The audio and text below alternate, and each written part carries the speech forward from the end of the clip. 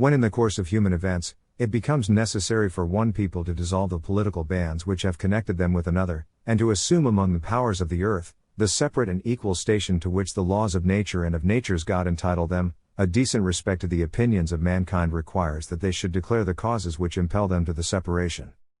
We hold these truths to be self-evident, that all men are created equal, that they are endowed by their Creator with certain unalienable rights, that among these are life, liberty and the pursuit of happiness.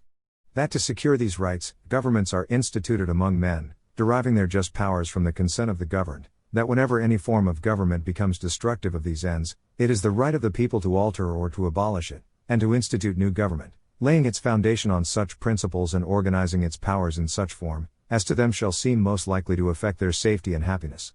Prudence, indeed, will dictate that governments long established should not be changed for light and transient causes, and accordingly all experience hath shown, that mankind are more disposed to suffer, while evils are sufferable, than to right themselves by abolishing the forms to which they are accustomed. But when a long train of abuses and usurpations, pursuing invariably the same object evinces a design to reduce them under absolute despotism, it is their right, it is their duty, to throw off such government, and to provide new guards for their future security. Such has been the patient sufferance of these colonies, and such is now the necessity which constrains them to alter their former systems of government. The history of the present King of Great Britain is a history of repeated injuries and usurpations, all having in direct object the establishment of an absolute tyranny over these states. To prove this, let facts be submitted to a candid world. He has refused his assent to laws, the most wholesome and necessary for the public good. He has forbidden his governors to pass laws of immediate and pressing importance, unless suspended in their operation till his assent should be obtained, and when so suspended, he has utterly neglected to attend to them. He has refused to pass other laws for the accommodation of large districts of people, unless those people would relinquish the right of representation in the legislature, a right inestimable to them and formidable to tyrants only. He has called together legislative bodies at places unusual, uncomfortable, and distant from the depository of their public records, for the sole purpose of fatiguing them into compliance with his measures. He has dissolved representative houses repeatedly, for opposing with manly firmness his invasions on the rights of the people. He has refused for a long time, after such dissolutions, to cause others to be elected,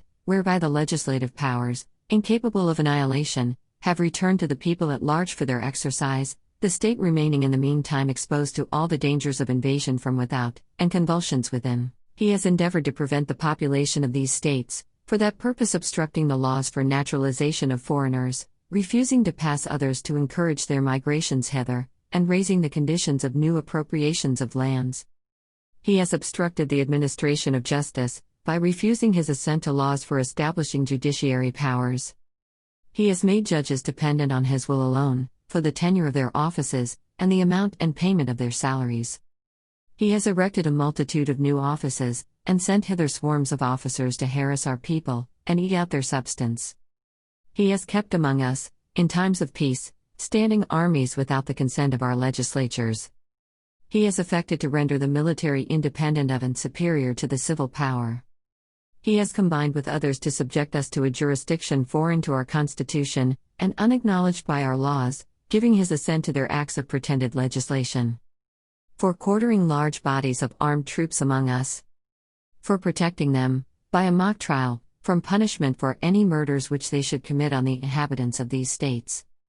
For cutting off our trade with all parts of the world. For imposing taxes on us without our consent. For depriving us in many cases, of the benefits of trial by jury. For transporting us beyond seas to be tried for pretended offences. For abolishing the free system of English laws in a neighbouring province, establishing therein an arbitrary government, and enlarging its boundaries so as to render it at once an example and fit instrument for introducing the same absolute rule into these colonies. For taking away our charters, abolishing our most valuable laws, and altering fundamentally the forms of our governments. For suspending our own legislatures, and declaring themselves invested with power to legislate for us in all cases whatsoever. He has abdicated government here, by declaring us out of his protection and waging war against us. He has plundered our seas, ravaged our coasts, burnt our towns, and destroyed the lives of our people.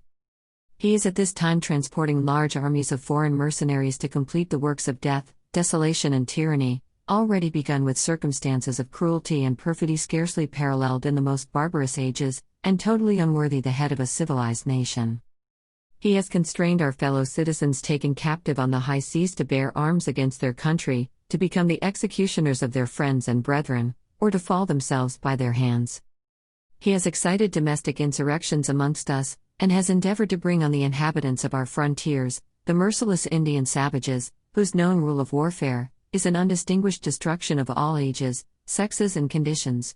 In every stage of these oppressions we have petitioned for redress in the most humble terms. Our repeated petitions have been answered only by repeated injury. A prince whose character is thus marked by every act which may define a tyrant, is unfit to be the ruler of a free people. Nor have we been wanting in attentions to our British brethren. We have warned them from time to time of attempts by their legislature to extend an unwarrantable jurisdiction over us.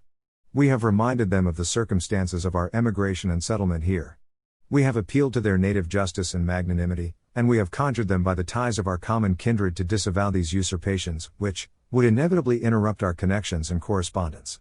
They too have been deaf to the voice of justice and of consanguinity.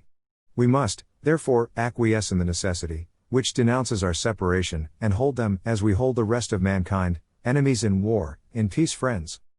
We, therefore, the representatives of the United States of America, in General Congress, assembled, appealing to the Supreme Judge of the world for the rectitude of our intentions, do, in the name and by authority of the good people of these colonies, solemnly publish and declare, that these united colonies are, and of right ought to be free and independent states, that they are absolved from all allegiance to the British Crown, and that all political connection between them and the state of Great Britain is and ought to be totally dissolved, and that as free and independent states, they have full power to levy war, conclude peace, contract alliances, establish commerce, and to do all other acts and things which independent states may of right do.